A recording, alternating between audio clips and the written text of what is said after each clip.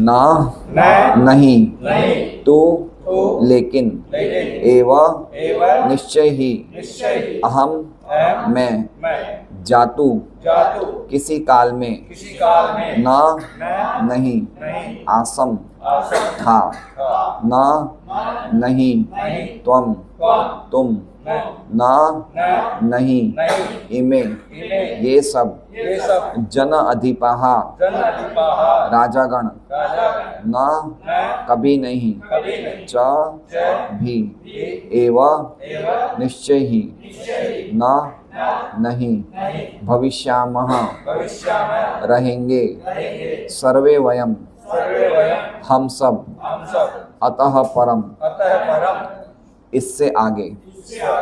अनुवाद। ऐसा कभी नहीं हुआ कि मैं न रहा हूं या तुम न रहे हो अथवा ये समस्त राजा न रहे हो, और न ऐसा है कि भविष्य में हम लोग नहीं रहेंगे। ओम अज्ञानतिमिरान्धस्य ज्ञानाञ्जनशलाकया चक्षुरुन्मीलितं येन तस्मै श्री गुरुवे नमः। श्री चैतन्य मनोभीष्टं स्थापितं येन भूतले स्वयं रूप गदा मह्यं ददाति स्वपदान्तिकम्। वन्देहं श्री गुरो श्रीयुतः पदकमलं श्री गुरुन् वैष्णवांश्च श्री रूपं सहग्रजातं सहगण रघुनाथान्वितं तं सजीवं साद्वैतं सावधूतं परिजन सहितं कृष्ण चैतन्य देवं श्री राधा कृष्ण पादान सहगण ललिता शिवशाखान्वितांश्च। हे कृष्ण करुणा सिंधु दीन बंधो जगतपते गोपेश गोपिका कांत राधा कांत नमोस्तुते। तप्त कांचन गौरांगी राधे वृंदावनेश्वरी वृषभानुसुते देवी प्रणमामि हरिप्रिये। वाञ्छाकल्पतरुभ्यश्च कृपा सिन्धुभ्येव च पतितानां पावनेभ्यो वैष्णवेभ्यो नमो नमः। श्री कृष्ण चैतन्य प्रभु नित्यानंद श्री अद्वैत गदाधर श्रीवासादि गौर भक्तवृंद। हरे कृष्णा कृष्णा कृष्णा हरे हरे, हरे राम राम राम हरे हरे। सबका स्वागत है भागवतम गीता जी की क्लास में। तो मैंने सोचा कि हम लोग कितने समय से हम लोग सत्संग कर रहे हैं, 1 साल हो गया। हाँ, तो क्यों ना एक प्रॉपर वे में कंडक्ट किया जाए जिससे कि हम चीज़ों को ढंग से समझ सकें। तो इसलिए मैंने पिछली बार जब वहाँ पे वंदना भाभी के हुआ था तो मैंने गीता जी का 10वां श्लोक लिया था, दूसरे अध्याय का 11वां श्लोक लिया था, और आज हम 12वां श्लोक ले रहे हैं जहाँ से भगवान की शिक्षा एक्चुअली में लेना तो हमें शुरू से ही चाहिए था, क्योंकि गीता जी के हर एक श्लोक बहुत ही महत्वपूर्ण है। लेकिन चूँकि भगवान की शिक्षा है, आत्मज्ञान की शिक्षा है, 11वें श्लोक से शुरू हुई है। एक्चुअली में देखा जाए तो आज के श्लोक से आत्मज्ञान की शिक्षा शुरू होती है। जब तक ये शिक्षा हमें प्राप्त नहीं होगी तब तक राधा माधव की या राधा कुंज बिहारी की लीलाएं हम नहीं समझ सकते, या रास लीला नहीं समझ सकते। हम लोग 7 दिन की भागवत कथा सुनते हैं, लेकिन वो कथाकार जो तथाकथित कथाकार हैं जो 7 दिन में पूरी भागवत समेट लेते हैं, अगर हम 1000 साल तक भी कथाएं सुनेंगे तो भी नहीं समझ पाएंगे। ठीक है, एक दिन होता है कपिल देवहूति संवाद, एक दिन होता है प्रहलाद चरित्र, एक दिन होता है गोवर्धन धारण करना, एक दिन होती है रासलीला, एक दिन सुदामा चरित्र। ऐसे नहीं समझ सकते भागवतम। भागवतम का एक श्लोक पूरे जीवन लग जाए, एक शब्द पूरा जीवन लग जाए तो नहीं, तो एक शब्द को समझने में पूरा जीवन लग जाता है, तो कैसे हम 7 दिन में समझ सकते हैं। और भागवत क्या है? कॉलेज की शिक्षा है, और गीता क्या है? स्कूल की शिक्षा। कॉलेज कब जाते हैं? स्कूलिंग करने के बाद जाते हैं, डायरेक्ट कॉलेज में एडमिशन नहीं मिलता। तो बिना गीता समझे गीता की शिक्षा कहाँ पूरी होती है? सर्वधर्मान परित्यज्य मामेकम शरणं व्रज, है ना। एकमात्र मेरी शरण में आओ, सभी प्रकार के धर्मों का त्याग करके मैं तुम्हें सभी पापों से मुक्त कर दूंगा, डरो मत। ये शिक्षा गीता जी में भगवान देते हैं अंतिम अध्याय में।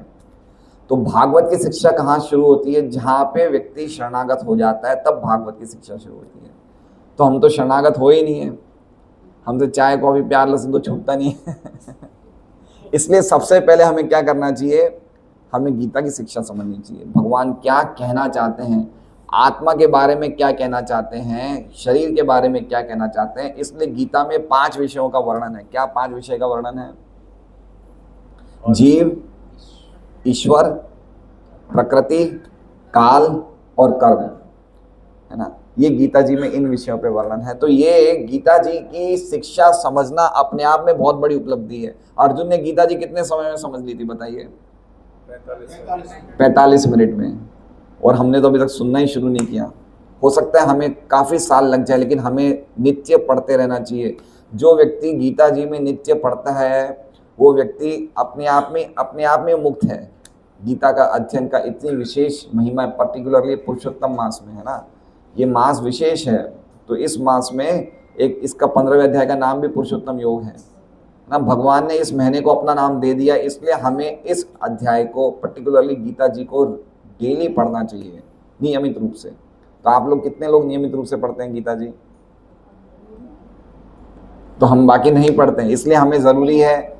हमें एक्चुअली में गीता जी की ये क्लासेस जो हम रखते हैं महीने में एक बार, अगर वास्तव में हम गंभीर है तो हमें 7 दिन में एक बार रखनी चाहिए। कितने दिन में? 7 दिन में। महीने में कितने रखनी चाहिए? 4 क्लासेस। प्रसाद हम बनाएंगे, आपको क्या चिंता है? चिंता प्रसाद की हम बना के लाएंगे।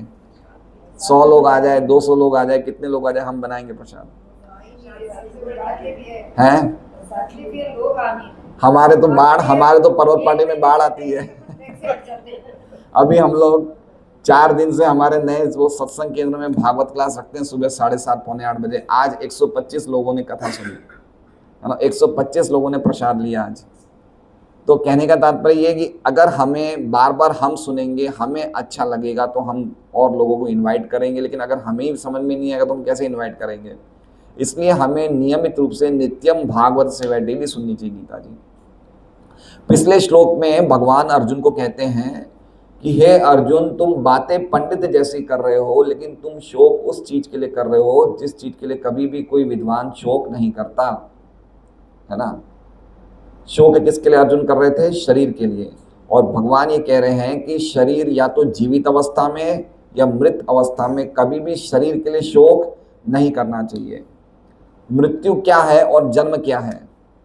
जन्म क्या है और मृत्यु क्या है?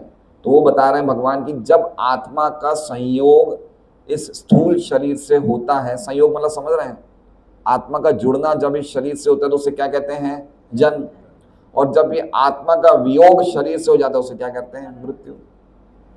तो जो भी पंडित है, विद्वान है, वो जानता है कि मैं ये शरीर नहीं हूं, मैं तो भगवान की शक्ति हूं, मैं भगवान का अंश हूं, मुझे तो मृत्यु आने वाली नहीं है, तो वो शोक नहीं करता है। तो अर्जुन ने जब पहला श्लोक सुना जो हमने पिछली बार वर्णन किया था, तो अर्जुन ने पूछा भगवान से कि विद्वान लोग क्यों शोक नहीं करते। क्या पूछा भगवान से? कि आपने कहा हे कृष्ण, देखिए 11वां श्लोक क्या है, बहुत सुंदर श्लोक है, हम साथ में बोलिए।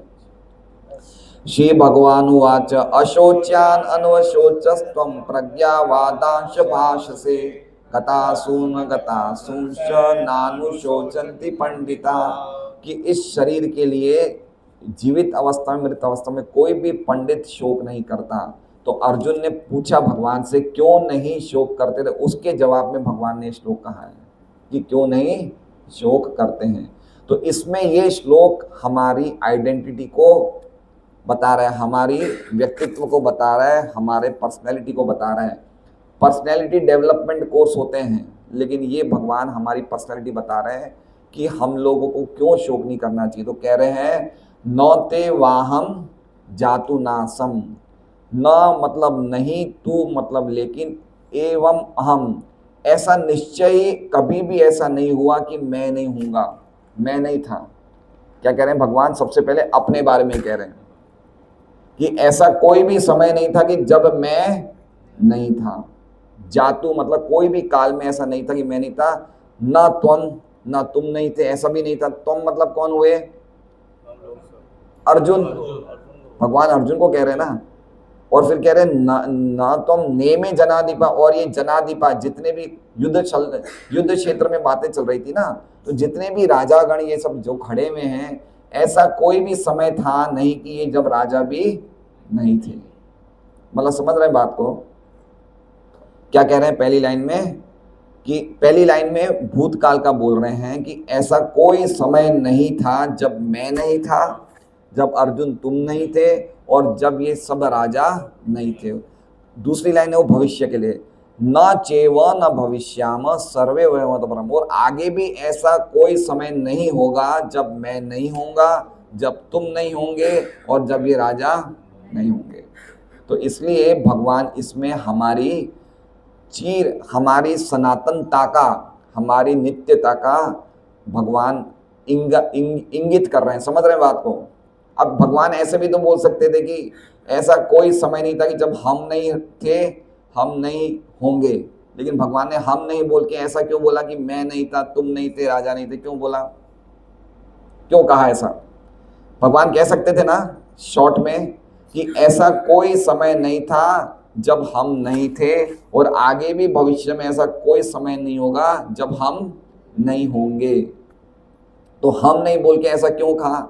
2 बार बोला, भविष्य के लिए भी बोला और भूतकाल की। क्यों, क्या बोला? 3 जनों को आइडेंटिफाई किया। किन 3 जनों को? मैं, अर्जुन, तुम और जितने राजागण हैं। इसका मतलब भगवान क्या बताना चाहते हैं? इसका मतलब भगवान ये बताना चाहते हैं, पहली बात ये कि हम सबका अस्तित्व सनातन है। समझ रहे हैं बात को? हम पहले भी थे, अभी भी हैं और बाद में भी रहेंगे। भगवान पहले भी थे, अभी भी हैं और बाद में भी रहेंगे। और भगवान के जो नित्य पार्षद जैसे कि अर्जुन, वो भी पहले था, अभी भी है और अभी भी है। ये बोला नहीं है इस श्लोक में। भगवान ने क्या कहा है? वर्तमान, अरे भूतकाल बोला है और भविष्यकाल बोला है। लेकिन अगर भूतकाल में है, भविष्यकाल में है, तो वर्तमान में भी होने चाहिए। सही बात है ना? जैसे शरीर भूत में, ये शरीर भूतकाल में रहता है क्या? ये शरीर भूतकाल में था, भविष्य में रहेगा, तो वर्तमान में है? वर्तमान में है या नहीं है? वर्तमान में शरीर है या नहीं है? नहीं है, नहीं है। गीता जी का 16वां अध्याय, नासतो विद्यते भावो ना, ये शरीर का अस्तित्व नहीं है। शरीर तो कॉन्स्टेंटली मृत्यु को प्राप्त हो रहा है नहीं है, जा रहा है। ये स्वामी राम सुखदास जी ऐसे तो बोलते हैं, स्वामी शरीर तो जा रहा है। शरीर परिवर्तनशील है, शरीर जड़ है, आत्मा नित्य है और आत्मा चेतनशील है। तो आत्मा थी, रहेगी, इसका मतलब है भी। शरीर पहले नहीं था, बाद में नहीं रहेगा, इसका मतलब अभी भी नहीं है। इसलिए शोक क्यों कर रहे हो? तो पहले तो ये बात बता दिया कि जो चीज रहने वाली ही नहीं है उसके लिए शोक क्यों कर रहे हो? शरीर की कोई सत्ता ही नहीं है, तो शरीर के लिए क्यों शोक करना? ये बात बताने के बाद भगवान क्या कह रहे हैं कि इसके साथ साथ ये भी समझना चाहिए कि हम सब भी अलग अलग हैं। समझ रहे हैं बात को? देखिए, भगवान 3 कैटेगरी क्यों बता रहे हैं यहाँ पे? पहली कैटेगरी किसकी बता रहे हैं? खुद की, है ना? दूसरी कैटेगरी किसकी बता रहे हैं? एक नित्यबद्ध है और एक नित्य मुक्त है। अर्जुन कौन है? नित्य मुक्त। समझ रहे बात को? अर्जुन भगवान के पार्षद है। जहां भी भगवान जाते हैं अपनी लीला करने के लिए, अर्जुन साथ साथ में जाते हैं। इसलिए अर्जुन नित्य मुक्त है। नित्य मुक्त मतलब वो कभी भी जन्म मृत्यु के चक्कर में नहीं आते। और राजा वो क्या बताया? ये सब नित्यबद्ध हैं। इसलिए 3 कैटेगरी के लोग हैं, जो हमेशा मुक्त रहते हैं, जो हमेशा बद्ध रहते हैं और जो भगवान रहते हैं। ये पहले भी थे, बाद में भी रहेंगे, इसका मतलब वर्तमान में भी है। अब देखिए जो पहला श्लोक, ये बातें हमें क्यों समझना चाहिए? देखिए समझिए इस बात को। ये गीता जी का मान लीजिए सबसे इंपॉर्टेंट श्लोक है। सबसे इंपॉर्टेंट मतलब बहुत सारे इंपॉर्टेंट श्लोक, उसमें एक ये है। जब तक इस श्लोक को नहीं समझेंगे तब तक हम गीता जी को नहीं समझ सकते, और इस श्लोक को समझे बिना आगे चले जाएंगे तो हम गीता जी की समझ से बहुत दूर चले जाएंगे। जैसे मान लीजिए अगर हमें सूर्य हेरिटेज के लिए, अगर हम मजूरा गेट से आ रहे हैं तो सूर्य हेरिटेज के लिए हमें कहाँ मुड़ना है? लेफ्ट मुड़ना है ना।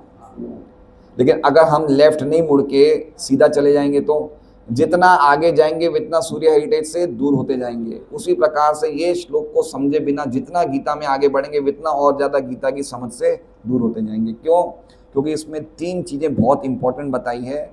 वो 3 प्रकार की सत्ताएं, ये 3 पोजीशन हमेशा रहती है। ये तीनों कभी आपस में मिलते नहीं हैं, ये तीनों कभी आपस में परमात्मा से विलीन नहीं होते। ये बात समझने जैसी है, ये बहुत इंपॉर्टेंट बात है।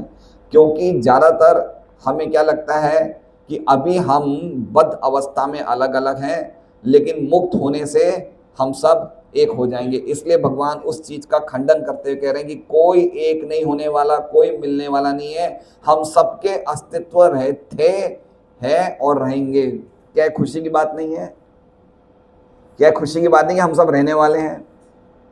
कोई भी किसी से मिक्स नहीं होने वाला है, ना हम एक दूसरे से मिक्स होंगे, ना ही हम भगवान में विलीन होंगे। ये बात जब तक नहीं समझेंगे तब तक गीता को नहीं समझ सकते। इसलिए भगवान ये बात पे बहुत जोर दे रहे हैं, 2 बार जोर दे के बोल रहे हैं।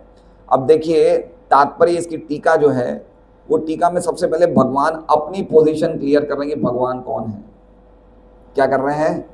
अपनी स्थिति को बता रहे हैं कि 3 जनों में भी मैं, तुम और राजाओं में मेरी क्या स्थिति, मेरी स्थिति को भी कोई व्यक्ति प्राप्त नहीं कर सकता। तो भगवान कह रहे हैं, वेदों में, कठोपनिषद में तथा श्वेता शतर उपनिषद में भी कहा गया है कि जो श्री भगवान असंख्य जीवों के कर्म तथा कर्म फल के अनुसार उनकी अपनी अपनी परिस्थितियों में पालक है, वही भगवान अंश रूप में हर जीव के हृदय में वास कर रहे हैं।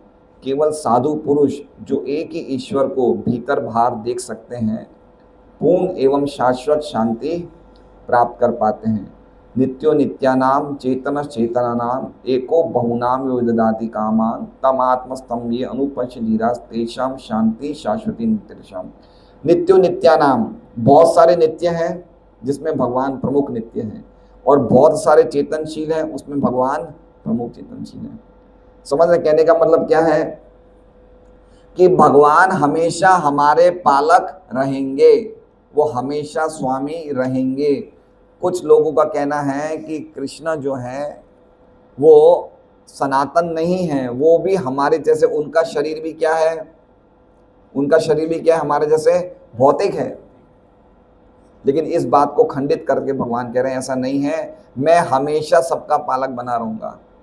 ठीक है, भगवान गीता जी में क्या कहते हैं 5वें अध्याय में, भोक्तारम यज्ञ तपसाम सर्वलोक महेश्वरम सूरदम सर्वभूतानाम ज्ञात्वा माम शांति। मैं समस्त यज्ञों का भोक्ता हूँ, समस्त लोगों का स्वामी और सभी जीवों का मैं परम शुभ चिंतक हूँ। तो भगवान की स्थिति को समझना चाहिए, भगवान कौन है। जब तक कृष्ण की स्थिति को नहीं समझेंगे, कृष्ण की विशेष स्थिति है और उस स्थिति को कभी भी कोई व्यक्ति प्राप्त नहीं कर सकता, ये समझना चाहिए है। अगर हम ये बात समझते हैं कि आत्मा और परमात्मा एक है, आत्मा और परमात्मा एक है, तब तक गीता जी का हम ABCD भी नहीं समझ पाएंगे। आत्मा हमेशा आत्मा रहेगी, परमात्मा हमेशा परमात्मा रहेंगे, और भगवान आत्मा और परमात्मा के ऊपर की स्थिति, जो कि परमात्मा भगवान का ही अंश है ना। परमात्मा भगवान में अंतर नहीं है, लेकिन फिर भी श्री कृष्ण परम सत्य है। ये जब तक हम नहीं समझेंगे तब तक गीता जी समझना बड़ी मुश्किल हो जाएगी। इसलिए गीता जी में बार बार भगवान कहते हैं, मत्तः परतरम नान्यत किंचित अस्ति धनंजय मयि सर्वमिदं प्रोतम सूत्रे मणिगणाइव। भगवान सभी कारणों के कारण है। जैसे आप लोग ये देख रहे हैं, ये माला किसकी बनी है? फूलों की बनी है। फूलों की है ये, फूलों के साथ साथ किसकी बनी है? धागे की। अगर धागा नहीं होगा तो फूल रहेंगे क्या? लेकिन हमें दिख क्या रहे हैं? फूल दिख रहे हैं, हमें धागा नहीं दिख रहा। उसी प्रकार से पूरा जगत किस पे टिका हुआ है? कृष्ण पे, है ना। कृष्ण पे टिका हुआ है, लेकिन हमें सब कुछ दूसरी चीजें दिख रही है। ये इसलिए कृष्ण को कहा गया है सभी कारणों के कारण कृष्ण है, सर्व कारण कारण। तो सबसे पहले ये समझना चाहिए कि श्री कृष्ण की स्थिति विशेष है, वो स्थिति हम प्राप्त नहीं कर सकते हैं, और उनको प्राप्त करने का तरीका एकमात्र भगवान के नामों का जप करना है। हरे कृष्णा कृष्णा कृष्णा हरे हरे, हरे राम राम राम हरे हरे। ये बहुत सरल बात है। जब तक हम एक प्रामाणिक परंपरा से भगवान को समझने का प्रयास नहीं करेंगे, तब तक हम देखिए गीता जी के 4थे अध्याय के दूसरे श्लोक में क्या कहते हैं भगवान, एवं परंपरा प्राप्तम इमं राजर्षि विदु। मेरा ज्ञान कैसे प्राप्त होता है? परंपरा के द्वारा। हम ऐसे नहीं समझ सकते कि हम कोई भी कहीं भी कोई भी कथा सुन लें और उसमें कुछ भी कोई बोले और उसके हिसाब से हम भगवान को नहीं समझ सकते, है ना। भगवान कहते हैं चैतन्य महाप्रभु के रूप में, मायावादी भाष्य सुनीले हय सर्वनाश। क्या बोल रहे हैं भगवान? मायावादी भाष्य, कोई कोई कथाकार ये होते हैं जो भगवान श्री कृष्ण को और जीवात्मा यानी कि हमको क्या मानते हैं? एक ही मानते हैं। वो क्या कहते हैं कि अभी हम लोग सब अज्ञानता में हैं, इसलिए अलग अलग हैं, जीव अलग है, परमात्मा अलग है, लेकिन जब ज्ञान हो जाएगा तो क्या हो जाएगा? जीव और परमात्मा एक हो जाएंगे। इसी तो कहते हैं मायावाद।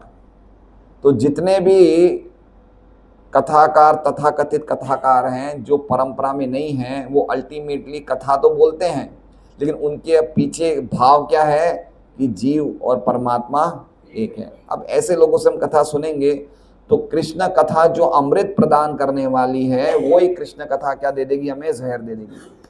जैसे दूध होता है, सनातन गोस्वामी जिन्होंने मदन मोहन का मंदिर का निर्माण किया था वृंदावन में, वो बताते हैं कि दूध अमृत है, हमें दूध बहुत शक्ति देता है, लेकिन अगर दूध में सांप अपनी जीवा डाल दे तो दूध क्या हो जाता है? जहर हो जाता है। उसी प्रकार से कृष्ण कथा अगर हम कोई ऐसे व्यक्ति से सुनते हैं जो व्यक्ति आत्मा और परमात्मा को एक ही मानता है, उससे कृष्ण कथा हम सुन लेंगे तो कृष्ण कथा हम पे क्या असर करेगी?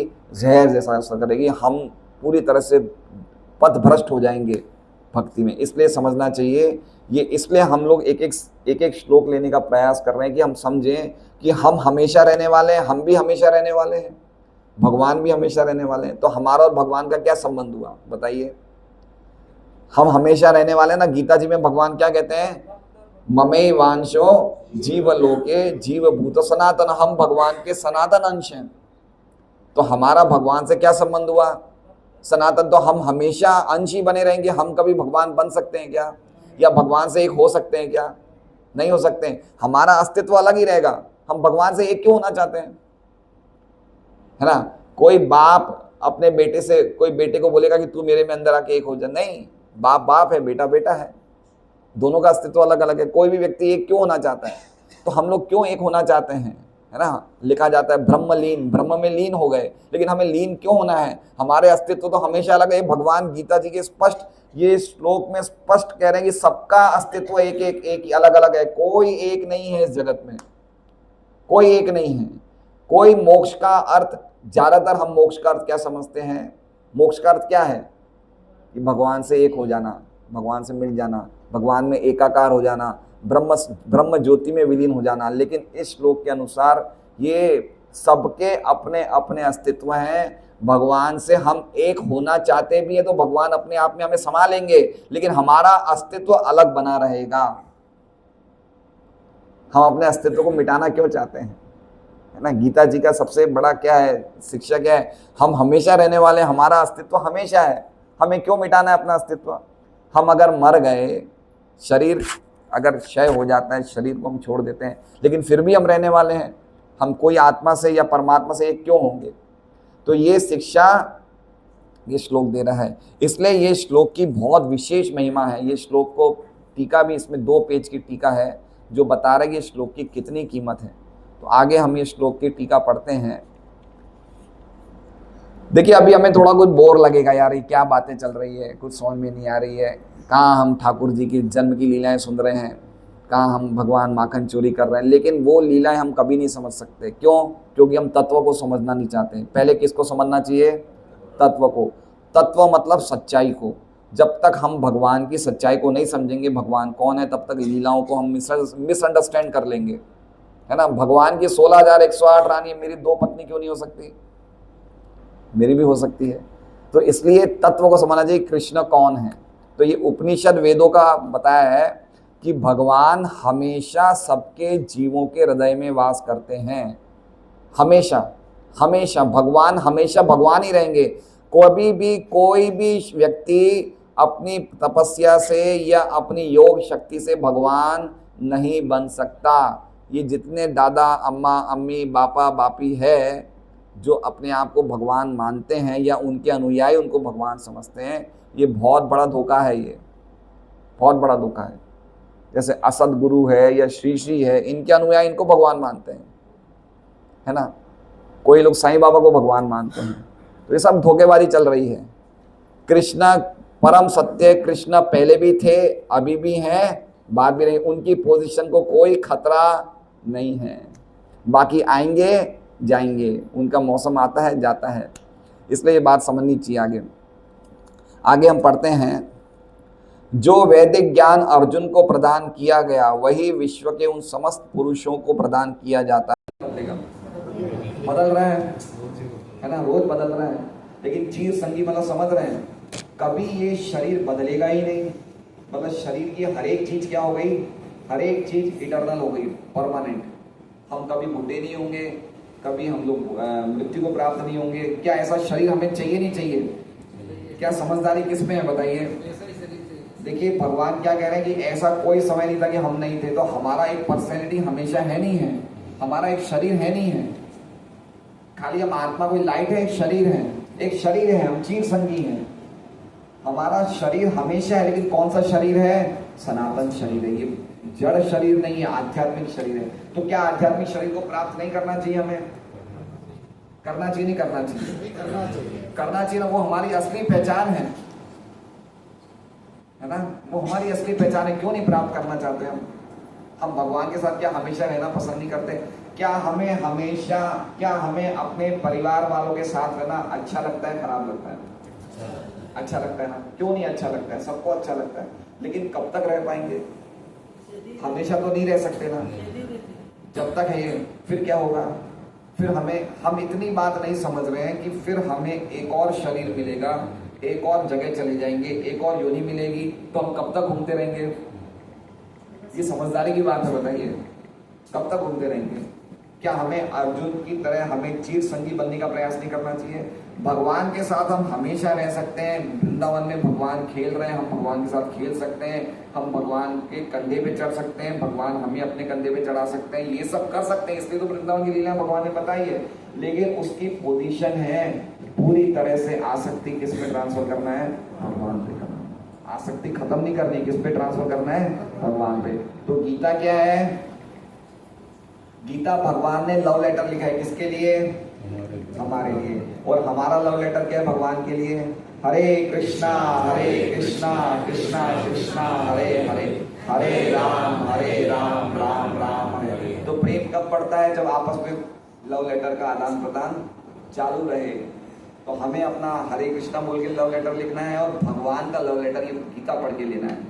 जब तक हम गीता नहीं समझेंगे, नहीं पढ़ेंगे, तो हम कैसे नाम ले सकते हैं? खाली नाम लेंगे, गीता नहीं पढ़ेंगे, भागवत नहीं पढ़ेंगे, कैसे समझ सकते हैं? इसलिए दोनों का कॉम्बिनेशन है, दोनों पढ़िए और साथ में जप करिए, ठीक है? ये असली चीज है। देखिए कलयुग में 5 चीजें बहुत विशेष बताइए। भक्ति के 64 साधन हैं, जिसमें 5 साधन बहुत जबरदस्त हैं। भगवान के धाम में वास करना, दूसरा भगवान की शिव मूर्ति की सेवा करना, तीसरा भगवान के भक्तों का संग करना, चौथा भगवान के नामों का जप करना, पांचवा भागवत गीता और श्रीमद् भागवतम पढ़ना। ये 5 इतने मजबूत साधन है कि कोई भी व्यक्ति इन 5 का आश्रय लेता है वो अवश्य चीर संगी बनेगा, उसको सनातन शरीर मिलेगा, उसको बार बार। अच्छा, आत्मा सनातन है, मरती है आत्मा? सनातन है। तो शरीर क्या हमें ऐसा नहीं मिलना चाहिए जो सनातन हो? मिलना चाहिए ना। तो कभी हम सोचते नहीं है कि हमें मर के वापस क्यों जन्म लेना है? क्यों ना हम भगवान के धाम चले जाएं? जब हम भगवान के नित्य अंश हैं तो क्यों नहीं चले जाएं? लेकिन हमारी बुद्धि क्या है?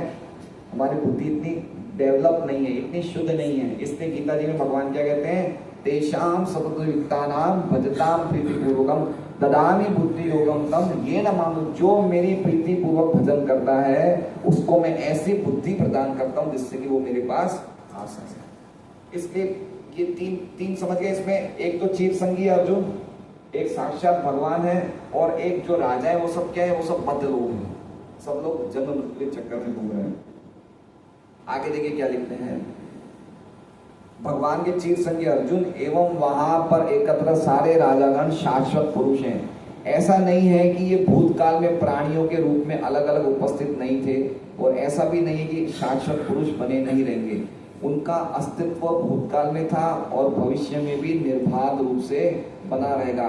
अतः किसी के लिए शोक करने की कोई बात जब हमेशा रहने वाले, फिर शोक किस चीज का? नहीं है शोक। देखिए एक बार जितना हम भक्ति करते रहेंगे उतना हम मृत्यु के शोक से ऊपर आ जाएंगे। हमें मृत्यु का भय नहीं लगेगा। सही बात है, हमें लगेगा ही नहीं कि भाई ठीक है मृत्यु आएगी आएगी, क्या दिक्कत है इसमें। लेकिन हम जितना भक्ति नहीं करेंगे ना, हमें मृत्यु का डर बना रहेगा। हम सोचेंगे कि भाई मैं नहीं मरना चाहता हूँ, चाहे मैं 25 दिन तक वेंटिलेटर पे रहूँ, मैं मरना नहीं चाहता। क्योंकि मन में डर रहता है, मैं मर गया तो खत्म हो जाऊंगा, क्या होगा। लेकिन भगवान कह रहे हैं तुम्हारा अस्तित्व बना रहेगा, तुम हमेशा रहोगे। इसलिए डर, भक्त के हृदय से डर खत्म हो जाता है। देखिए अब मायावादी सिद्धांत बता रहे हैं। मायावादी नाम सुना है आपने कभी? कभी सुना है मायावादी? मायावादी का अर्थ क्या होता है? देखिए इसमें लिखा है, ये मायावादी सिद्धांत की मुक्ति के बाद आत्मा माया के आवरण से पृथक होकर निराकार ब्रह्म में लीन हो जाएगा और अपना अस्तित्व खो देगा। यहाँ पर परम अधिकारी भगवान कृष्ण द्वारा पुष्ट, समझ रहे हैं, स्पष्ट बता रहे हैं। ज्यादातर लोग क्या सोचते हैं कि अभी हम लोग बद्ध हैं, जब मुक्त हो जाएंगे तो भगवान से एक हो जाएंगे। इसे कहते हैं मायावादी सिद्धांत। मायावादी का अर्थ होता है कि आत्मा और परमात्मा दो नहीं है, कितने हैं? एक ही है। और जो वैष्णव सिद्धांत क्या है? आत्मा और परमात्मा दो हैं, भगवान और जीव दो हैं। और मायावादी सिद्धांत क्या है? भगवान और जीव एक ही हैं। अभी वो अज्ञानता में इसलिए दो हैं, जब उनको ज्ञान हो जाए तो क्या हो जाएंगे? एक हो जाएगा। लेकिन कृष्ण क्या कह रहे हैं? ऐसा नहीं है, तीनों अलग अलग बता दिए, तीन कैटेगरी बता दी। समझ रहे बात को? और पूरे जगत में 99% लोग कौन हैं? मायावादी सिद्धांत। 99% कौन? 90। क्यों? शंकराचार्य ने बात बताई। मायावाद का सिद्धांत किसने फैलाया? शंकराचार्य। शंकराचार्य थे शिव जी के अवतार, भगवान के कहने पे उन्होंने मायावाद का सिद्धांत फैलाया। और ज्यादातर जितने भी हमारे ग्रंथ हैं, ज्यादातर जो भी ग्रंथ हमें बाजार में मिलते हैं, वो सब इस मायावाद सिद्धांत से ही दूषित हैं। इसलिए हमें वैष्णव आचार्य के द्वारा ग्रंथ पढ़ने चाहिए। इसलिए हम ये भागवत का इतना ज्यादा प्रचार करते हैं, क्योंकि इसमें 16 वैष्णव आचार्य की टीका है। श्रीधर स्वामी, जीव गोस्वामी, सनातन गोस्वामी, विश्वनाथ चक्रवर्ती ठाकुर। जब तक ये टीकाएं नहीं पढ़ेंगे तब तक हम लोग, क्योंकि कलयुग में शास्त्रों को भी मायावाद सिद्धांतों से शास्त्र भी दूषित हो चुके हैं। इसलिए कलयुग में हमें इन आचार्यों की टीका जब तक नहीं पढ़ेंगे तब तक हमारे मन में ये बीमारी रहेगी कि हमें भगवान से ये होना है। देखिए आप कितने लोगों की डेथ होने के बाद क्या लिखते हैं? ब्रह्मलीन, सायुज्य, मुक्ति प्राप्त कर लिए, एक हो गए। क्योंकि ये बीमारी हमारे हृदय में है कि हमें भगवान से एक होना है, हम भगवान से एक नहीं है। इसलिए ये इंपॉर्टेंट, ये श्लोक बहुत इंपॉर्टेंट है। और ये हम समझ रहे हैं कि हमारे मन में नहीं, लेकिन है ये मन में। क्योंकि मुक्ति प्राप्त करने की इच्छा, भक्ति जो करता है उसके लिए मुक्ति बहुत बड़ी चुड़ैल है। क्या है? चुड़ैल है, पिशाचिनी है। जिसके हृदय में मुक्ति प्राप्त करने की इच्छा है, भगवान से एक होने की इच्छा है, वो भक्ति के रस को कभी प्राप्त कर ही नहीं सकता है।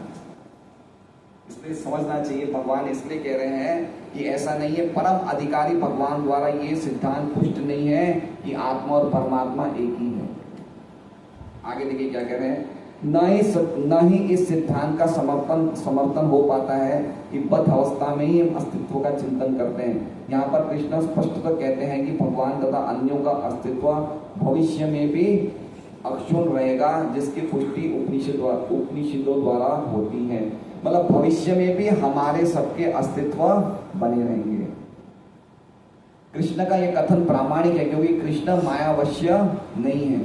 ये अस्तित्व तथ्य न होता तो फिर कृष्ण इतना बल क्यों देते, और वो भी भविष्य के लिए। मायावादी ये तर्क कर सकते हैं कि कृष्ण द्वारा कथित अस्तित्व आध्यात्मिक न होकर भौतिक है। यदि हम इस तर्क को कि अस्तित्व भौतिक होता है स्वीकार कर भी ले, तो फिर कृष्ण के अस्तित्व को किस प्रकार पहचाने। मतलब कोई कह रहा है कि भाई भौतिक जगत में जब हम हैं तो हमारी अलग अलग अस्तित्व है, लेकिन आध्यात्मिक ज्ञान प्राप्त करना हमारा अस्तित्व एक हो जाएगा। तो कृष्ण का अस्तित्व अलग है, एक है। कृष्ण तो माया से परे हैं। अगर कृष्ण को हम सामान्य व्यक्ति समझते तो गीता सुनने से क्या फायदा। सामान्य व्यक्ति में 4 दोष होते हैं, वो धोखा देता है, उसकी इंद्रियां अपूर्ण है, वो गलती करता है, वो भ्रमित रहता है। अगर कृष्ण में भी ये दोष है तो गीता सुनने से क्या लाभ है। इसलिए कृष्ण माया से परे है, ये समझना चाहिए हमें। ये देखिए ये बातें है ना, हो सकता है हमें कुछ कम समझ में आएंगी, लेकिन जितना ज्यादा पढ़ेंगे ये हमें क्या मिल रहा है, ये गाय का बिलोने वाला देशी घी मिल रहा है हमें। यहाँ पे कहीं भी कोई मिश्रण नहीं है ना। 600-700 रुपये वाला किलो का घी नहीं है, प्योर घी है। इस पे प्योर घी जल्दी से पचता नहीं है ना, भारी भारी लगता है। हम ऐसे शरीर के प्योर घी पचता ही नहीं है। इसलिए हो सकता है ये बातें आपको थोड़ी ऊपर से जा रही होगी, लेकिन जितना ज्यादा हम सुनेंगे इनको, जितना बार बार हम इनको अध्ययन करेंगे, धीरे धीरे धीरे ये बातें क्या हो जाएगी, हमारे लिए आसान हो जाएगी, हमें आनंद आएगा। सभी ऐसे बोल रहे हैं, बड़ी स्थिति खराब है। यानी कि बड़ा दुख की बात है कि जितने तथाकथित कथाकार हैं वो भी मन में यही भावना रखते हैं कि आत्मा परमात्मा एक ही है। एक बहुत पहले, मुझे अच्छी तरह याद है, इन बातों को 10-15 साल हो गए, एक बहुत ही, जिनका नाम उस समय काफी कथाकार आए थे, उज्जैन से थे, भोपाल से थे, मुझे याद नहीं है। तो सर्वधर्मान परित्यज्य मामेकम शरणं, एक श्लोक है नहीं है, तो उन्होंने क्या व्याख्या करी इसकी, सर्वधर्मान परित्यज्य माम एकम शरणं, कि जब जीवात्मा माम एकम, मेरे से एक हो जाता है तो वो शरण को काबू। अब क्या बता रहे हैं वो कथाकार, क्या बोल रहे हैं कि मेरे से जीवात्मा माम एकम, भगवान क्या कहते हैं, एकमात्र मेरी शरण में। और उन्होंने क्या बताया इसको, माम एकम मतलब मेरे से एक हो गया। अलग हुआ नहीं वो श्लोक, पूरा श्लोक का भंडार कर दिया। तो ऐसा सब चल रहा है, बताइए। अब ऐसे मुखों से हम सुनेंगे तो हम तो और ज्यादा दूर के दूर चले जाएंगे, कृष्ण भक्ति समझ ही नहीं पाएंगे। इसलिए बहुत समझदार, देखिए एक बात समझिए, हमारे शरीर के 2 अंग बड़े मुख्य हैं। एक क्या है, कान, और दूसरा क्या है, जीवा। ये जीवा में इतनी एनर्जी है, इतनी एनर्जी है कि अगर कृष्ण कथा के अलावा हम खाली मेंढक की तरह टर टर टर करेंगे ना, तो काल रूपी यमराज हमें तुरंत ग्रस्त कर देगा। और जीवा पे अगर हम कृष्ण कथा, कृष्ण नाम लेंगे तो मृत्यु हमें छू नहीं सकती। और कान जो है वो इतने कीमती कि कान को किसी को भी कान मत सौंपो, समझ रहे हैं। कोई भी जगह जाके मत सुन लो कोई भी चीज। अरे हमें एक भिंडी भी खरीदनी होती है ना, हम देखते के खरीदते हुए गलत तो भिंडी नहीं ले ले, कान किसी को भी दे देते हैं। हम किसी के पास जाके तो सुन लेते हैं, उल्टा सीधा सुन के आ जाता है। ये कान कितने कीमती है ना। ये कान आप पढ़ेंगे भागवत के 3 स्कंद में, कान का एक कान से, खाली एक कान से सुनेंगे तो हम भगवान के धाम जा सकते हैं। कानों की इतनी कीमत है। लेकिन हम कान का क्या कर रहे हैं, कान से भगवान के दर्शन करने चाहिए। किससे दर्शन करने चाहिए, कान से। हमारे आचार्य ऐसे बोलते हैं, तो हम कोई भी कुछ भी सुन लेते हैं। और सही कह रही मम्मी, आत्मा सुब्रह्म, ऐसा बहुत लोग बोलते हैं। ये सिद्धांत नहीं है, भगवान उसको पसंद नहीं करते। जो व्यक्ति इस प्रकार के सिद्धांत बोलते हैं वो भगवान के लिए तान हम विशुद्धो कुलान, वो भगवान के द्वेषी होते हैं। उनकी शक्ल भी नहीं देखनी चाहिए, उनकी शक्ल देखते गंगा जी में डुबकी लगा लेनी चाहिए। ये बातें कर रही है शास्त्रों में। इसलिए मैंने क्यों कहा, क्योंकि हम 1 साल से प्रोग्राम कर रहे हैं, तो मैंने देखा भाई अब एक प्रॉपर वे में सिस्टमेटिक क्लास देनी चाहिए, जिससे कि हम हर चीज को ढंग से समझें, है ना। हम लोग अगर एक ही क्लास में 10 साल तक रिपीट होते रहेंगे तो अच्छी बात थोड़ी है। फर्स्ट स्टैंडर्ड से सेकंड में जाए, थर्ड में जाए, फोर्थ में जाए। इसलिए मेरा पॉइंट कहने का ये है। ठीक है, 5 मिनट में हम समाप्त करेंगे। कृष्ण भूतकाल में भी अपने अस्तित्व की पुष्टि करते हैं और भविष्य में भी अपने अस्तित्व की पुष्टि करते हैं। उन्होंने अपने अस्तित्व की पुष्टि कई प्रकार से की है और निराकार ब्रह्म उनके अधीन घोषित किया जा चुका है। देखिए, जो बोलते हैं भगवान निराकार हैं, जो ऐसा बोलते हैं भगवान का रूप नहीं है, भगवान एक ज्योति है, लेकिन वो निराकार ब्रह्म भी भगवान के अधीन है। वो निराकार ब्रह्म कहाँ से आ रहा है पता है? जो निराकार ब्रह्म जिससे पूरा जगत चल रहा है वो भगवान का क्या है? भगवान के शरीर की कांति है, भगवान के शरीर का तेज है, जिससे पूरा जगत चल रहा है। ये पूरा जगत निराकार ब्रह्म से बना है, लेकिन निराकार ब्रह्म क्या है? भगवान के तेज की, भगवान के शरीर का। वो कहते हैं किसी का शरीर बड़ा चमक रहा है, हम तो क्रीम व्रीम लगा के चमका रहे हैं शरीर को। भगवान का शरीर क्या क्या है? ऐसा तेज निकलता है कि उस तेज से सूर्य को रोशनी मिल रही है, उस तेज को से चंद्र को रोशनी मिल रही है, और उस तेज से पूरा जगत बना है। वो क्या है? निराकार ब्रह्म। लेकिन निराकार ब्रह्म भी भगवान का अधीन है। तो असली में असली सत्य कौन है? भगवान का शरीर। देखिए भगवान कितने सुंदर है, भगवान का दिव्य शरीर है। भगवान इतने शक्तिशाली है कि फिर वो खाली फोटो नहीं है, वो साक्षात भगवान है। जैसे शिव मूर्ति है राधा कृष्ण की, ये खाली मूर्ति नहीं है, प्रतिमा नहीं, तुम्हें साक्षात ब्रजेंद्र नहीं, साक्षात ब्रजेंद्र नंदन है। ये भगवान की शक्ति है, वो मूर्ति में भी वो उसी तरह से, ऐसा नहीं समझिए मूर्ति इसलिए इनमें कम शक्ति है और साक्षात भगवान हो जाएंगे उनमें ज्यादा नहीं है, दोनों में बराबर है, ये भगवान की दिव्यता है। तो ऐसा हम कब समझेंगे? जब हम ग्रंथ पढ़ेंगे। ग्रंथ नहीं पढ़ेंगे तो हम कृष्ण को अपने जैसा मानेंगे, नाम लेंगे लेकिन कृष्ण को समझ नहीं रहे, कृष्ण नाम लेंगे लेकिन समझ नहीं रहेंगे तो हम समझ नहीं पाएंगे ढंग से तत्वों को। इसलिए गीता जी में 3 बार कहा है कि मुझे तत्व से जानो। किससे जानो? तत्व से मतलब सच्चाई से समझो, खाली सेंटिमेंटली मत समझो, मीठे रसों से भरी राधा रानी आगे कुछ कथा में जाके थोड़े बहुत आंसू बहा लिए और यहाँ पे आगे बाहर से एक चाइनीज लारी से मंचूरियन खा लिया, ऐसे नहीं समझे जाएंगे। समझ रहे बात को? सेंटिमेंटल नहीं है, सेंटिमेंटल होने चाहिए, सेंटिमेंट्स होने चाहिए, लेकिन हमारे सेंटिमेंट्स शास्त्रों पे आधारित होने चाहिए, हमारे मन जजे तरीके से नहीं समझ सकते कृष्ण।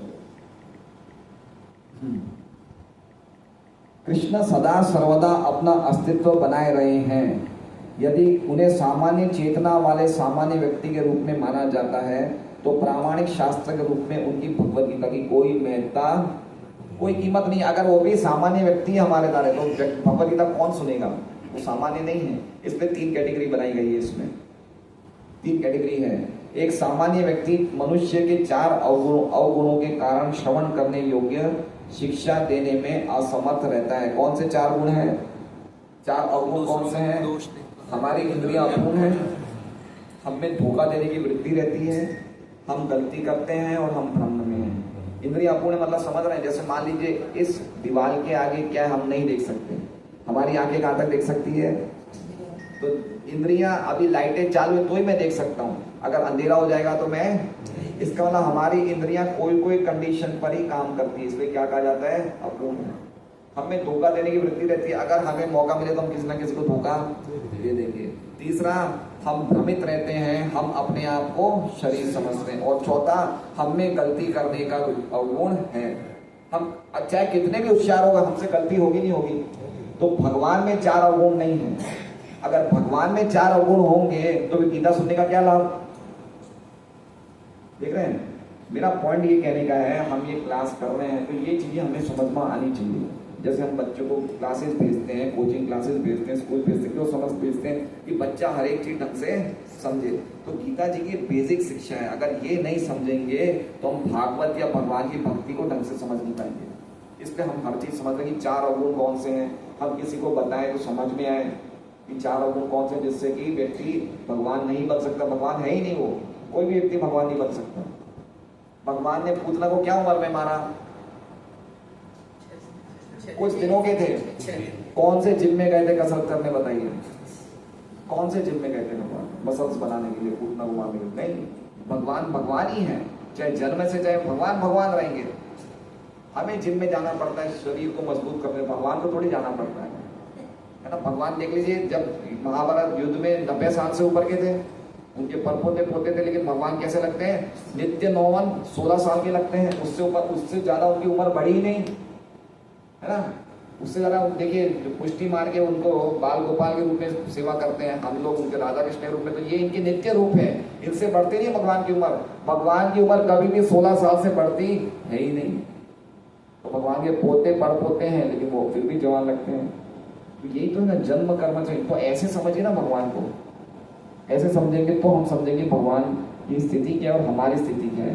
तो भगवान की गीता जो आज भी आप देखिए, कितने लोग, सबसे पढ़े जाने वाला ग्रंथ कौन सा है? गीता है।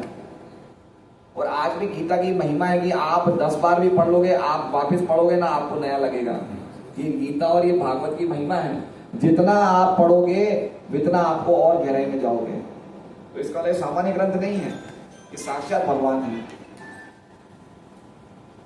गीता ऐसे साहित्य से ऊपर है, कोई भी संसारी ग्रंथ गीता की तुलना नहीं कर सकता। श्री कृष्ण को सामान्य व्यक्ति मान लेने पर गीता की सारी महत्ता जाती रहती है। मायावादियों का तर्क है कि इस श्लोक में वर्णित द्वैत लौकिक है और शरीर के लिए प्रयुक्त हुआ है, किंतु इसके पहले वाले श्लोक में ऐसी देहात्म बुद्धि की निंदा की गई है। एक बार जीवों की देहात्म बुद्धि की निंदा करने के बाद ये कैसे संभव है कि कृष्ण पुनः शरीर पर उसी वक्तव्य को दोहराते हैं? ये मैं आपको बाद में समझाऊंगा। अतः ये अस्तित्व आध्यात्मिक आधार पर स्थापित है और इसकी पुष्टि रामानुजाचार्य तथा अन्य आचार्यों ने भी की है। गीता में कई स्थलों पर इसका उल्लेख है कि आध्यात्मिक अस्तित्व केवल भगवत भक्तों द्वारा ये है। खाली भक्त जानते हैं कि हमारा आध्यात्मिक अस्तित्व है। ज्यादातर लोग क्या जानते हैं, मुक्ति के बाद सब कुछ एक हो जाता है, लेकिन भक्त जानते हैं कि मुक्ति के बाद असली जीवन शुरू होता है। देखिए गीता जी में लिखा है, ब्रह्मभूत प्रसन्नात्मा न शोचित कांक्षी समा सर्वेषु भूतेषु। जब व्यक्ति मुक्त हो जाता है तो वो भक्ति में लगता है, समझ रहे हैं। देखिए कोई व्यक्ति जेल से छूटा तो उसका जीवन खत्म होगा, शुरू होगा, शुरू होगा ना। तो व्यक्ति मुक्ति होने के बाद उसका जीवन खत्म नहीं होगा, वो भगवान की भक्ति में लगेगा, है ना। इसका मतलब क्या हुआ, इसका मतलब जो भगवान की भक्ति कर रहा है वो ऑलरेडी मुक्त है ना। भगवान की भक्ति करने से क्या होगा, हमारी मृत्यु आएगी क्या, आएगी नहीं आएगी। भगवान की भक्ति करने से मृत्यु आएगी नहीं आएगी। अच्छा मुझे मान लीजिए अगर मुझे सामने वाले फ्लैट में जाना तो मैं कैसे जाऊंगा, मुझे दरवाजा क्रॉस करना पड़ेगा ना। तो अगर भक्त को मृत्यु आ रही तो क्या कर रहा है वो खाली एक शरीर को छोड़ के दूसरे शरीर में जा रहा है ना, दूसरे साथ। तो उसको मृत्यु नहीं है, वो मृत्यु नहीं है उसके लिए, भक्त के लिए मृत्यु नहीं है। भक्त के लिए तो भगवान के धाम जा रहा है, लेकिन जाना कैसा पड़ेगा, जैसे उस फ्लैट में जाने के लिए दरवाजे को और क्रॉस करना पड़ेगा, उसी प्रकार से भगवान के धाम जाने के लिए एक बार मृत्यु के रास्ते से जाना पड़ेगा। लेकिन भक्तों के लिए मृत्यु कौनते प्रति जानी न में भक्त प्रणश्यति, मेरे भक्त को अभी कभी मृत्यु नहीं आती है। अगर बिल्ली अपनी बच्ची को गोदी दांत में उठा के ले जाती है तो बिल्ली की बच्ची के लिए मृत्यु है क्या, और बिल्ली चूहे को दांत में उठा ले तो चूहे के लिए मृत्यु है क्या। तो मृत्यु किसके लिए, जो भक्ति नहीं करते उनके लिए मृत्यु है, जो भक्ति करते उनके लिए मृत्यु, उनके लिए खाली ट्रांसफर है। तो इसलिए अद्भुत बात है समझने जैसी। जो लोग भगवान कृष्ण का विरोध करते हैं कि उनकी इस महान साहित्य तक पहुंच नहीं हो पाती, अभक्तों द्वारा गीता के उपदेशों को समझने का प्रयास मधुमक्खी द्वारा मधु पात्र चाटने के सदृश है। पात्र को खोले बिना मधु को नहीं चखा जा सकता, मधु मतलब शहद। इसी प्रकार गीता के रहस्यवाद को केवल भक्ति समझ सकते हैं, अन्य कोई नहीं। जैसा कि इसके चतुर्थ अध्याय में कहा गया है, नहीं गीता का स्पर्श ऐसे लोग कर पाते हैं जो भगवान के अस्तित्व का ही विरोध करते हैं। अस्तित्व का विरोध मतलब समझ रहे हैं कि भगवान का अस्तित्व है ही नहीं, भगवान निराकार है ना, उनका कोई अस्तित्व है ही नहीं, ये विरोध करना हो गया। अतः मायावादी द्वारा गीता की व्याख्या मानो समग्र सत्य का सरासर भ्रामक निरूपण है।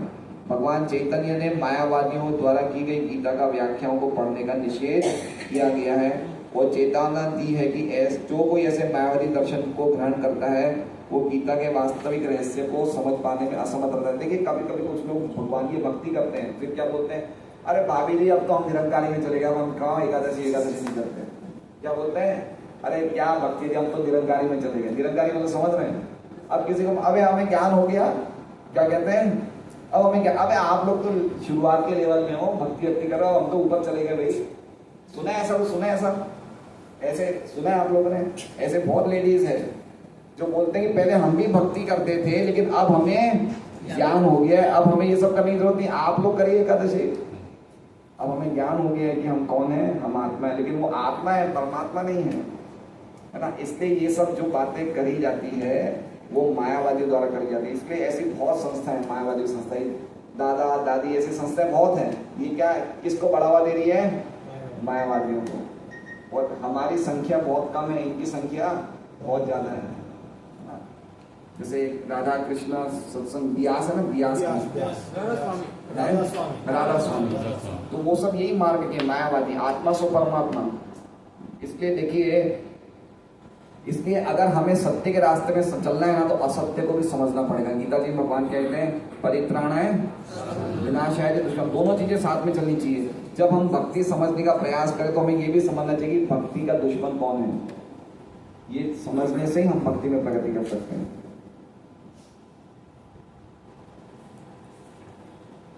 यदि अस्तित्व का अभिप्राय अनुभव गम्य ब्रह्मांड से है तो भगवान द्वारा उपदेश देने की कोई आवश्यकता नहीं थी। आत्मा तथा परमात्मा का द्वैत शाश्वत तथ्य है। द्वैत मतलब समझ रहे हैं, दोनों अलग अलग रहेंगे, ये शाश्वत सच्चाई है, इसमें कोई भी डाउट नहीं है। और उसकी पुष्टि वेदों द्वारा होती है, जैसा कि ऊपर कहा जा चुका है। जो हमने श्लोक पढ़ा नित्यो नित्यानंद वाला, वो मतलब। हरे कृष्णा। श्रीमद् भगवद गीता की कल ही बैठे थे भजन में बैठे थे तो एक छोटी सी बहस निकल गई कि आप हमेशा ये बोलते हो कि सबसे मतलब एक कृष्ण ही है जो हमें पूजना चाहिए। तो जो हमारे घर के इष्ट देव हैं या हम जैसे शिव की भक्ति करते हैं, गणेश की करते हैं, दुर्गा जी की करते हैं, तो बहुत कॉन्ट्रोवर्शियल कल हम 15 मिनट तक यही बहस करते रहे कि नहीं प्रभु जी बोलते हैं कि एक कृष्ण ही अस्तित्व है। तो ये जो हम अलग अलग पूजा करते हैं वो गलत तो नहीं है, पर कृष्ण को मानने के लिए एक रास्ता चाहिए कृष्ण को मानने के सर्वोपरि। वो पार्ट में आप थोड़ा क्लियर करेंगे। देखिए इसमें क्या है, गीता जी ने स्पष्ट कहा है कि जो लोग अन्य देवताओं की उपासना करते हैं वो मेरी ही उपासना कर रहे हैं, लेकिन कैसे कर रहे हैं? अविधि पूर्वक, प्रॉपर तरीके से नहीं कर रहे हैं। जैसे मान लीजिए कि अगर आपको रोटी सब्जी खानी है तो शरीर के कौन से अंग में रोटी सब्जी डालेंगे? मुंह में डालेंगे ना। जैसे कान में भी छेद है, आप कान में भी डाल सकते हैं, लेकिन कान में डालने से क्या होगा?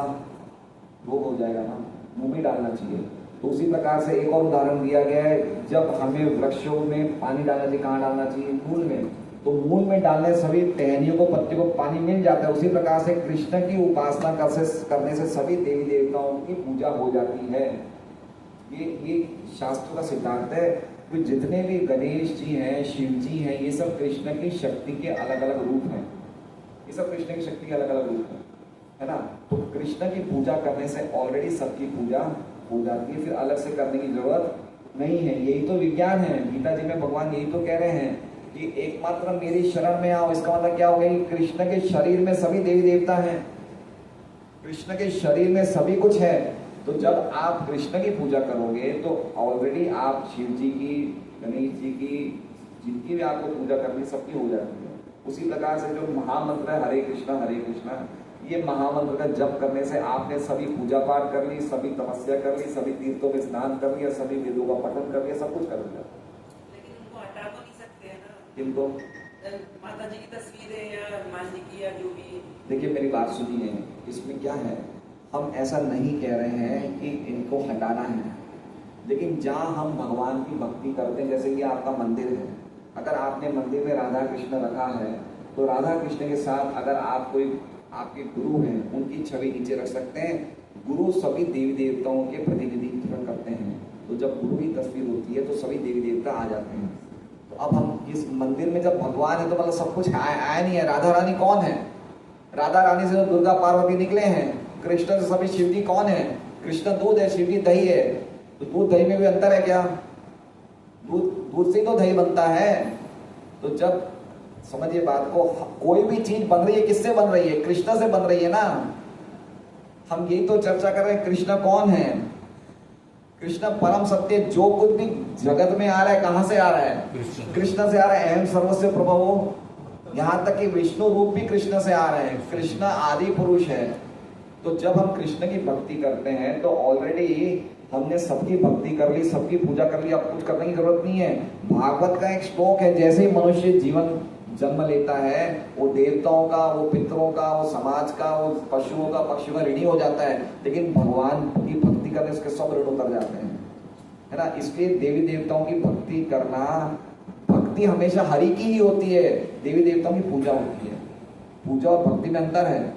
कृष्ण की, विष्णु की, हरि की भक्ति होती है और देवी देवताओं की पूजा होती है। तो पूजा करने से मना नहीं किया जा रहा है, लेकिन पूजा करने से हमें वो फल नहीं मिलेगा जो विष्णु की उपासना से मिलेगा। भागवत में ये तो श्लोक चल रहा है हमारा है ना मानव अंदर के भाई हम इष्ट देव को नहीं मानेंगे, उस देवी को नहीं मानेंगे। एक भय, अगर जरा सा भी 19-20 हमारे लाइफ में होता है, जैसे हमने उनको भी सुमिरना छोड़ दिया, सुमिरन नहीं किया हमारे इष्ट, तब एक भय हमारे अंदर है। क्या देवता इतने क्रूर है कि हमें कुछ करेंगे? या देवता वो क्या कहते हैं, माफिया गैंग के हैं क्या? सोच मतलब लोगों की, अरे माफिया गैंग होता है, मुझे अपना हफ्ता नहीं पहुंचाओगे तो तुम्हारा बिगाड़। देवताओं की ये स्थिति है। देवता बड़े खुश होते हैं, भगवान की भक्ति करने से देवता बड़े प्रसन्न होते हैं। ये देखो भगवान की भक्ति करते हैं, देवता उनको खूब प्रसन्न करते हैं, बहुत उनसे खुश होते हैं। अगर हम भगवान की भक्ति करते हैं तो कभी देवता नुकसान नहीं करते। ये समझना चाहिए कि तो ये समझना चाहिए कि गीता में भगवान देवताओं की पूजा के लिए अनुमोदन नहीं करते हैं। एक जगह और बोलते हैं, कामेश तेस्ते रत ज्ञाना प्रपद्यन्ते देवता, जिसकी बुद्धि भौतिक इच्छाओं द्वारा मारी गई वो देवताओं के पास जाते हैं। तो भगवान की भक्ति और देवताओं की पूजा में बहुत विशेष अंतर है, एक लेवल पे नहीं है। हरे कृष्ण। समझा मायावादी सिद्धांत है वो मैं आपको बाद में बताऊंगा। एक बात साफ इतिहास में मैंने सुना था, जैसे इन्होंने बताया ना कि देवी देवता, तो जैसे बच्चे एक पहली क्लास से लेकर 10 तक एक स्कूल में पढ़ते हैं, फिर वो आगे 11वीं में जाता है तो क्या वो टीचर उसको बोलेंगे कि बाकी एक स्कूल पढ़े और आगे से जाके हमसे पढ़ो, बच्चों को खुश होके और आशीर्वाद लेके भेजेंगे और आगे बढ़ो। इतनी देर ये जानते थे तो देवी देवता क्या कर रहे थे, सही बात है। अब जान रहे हैं तो देवी देवता खुश होंगे कि अभी भगवान के पास जा रहे हैं।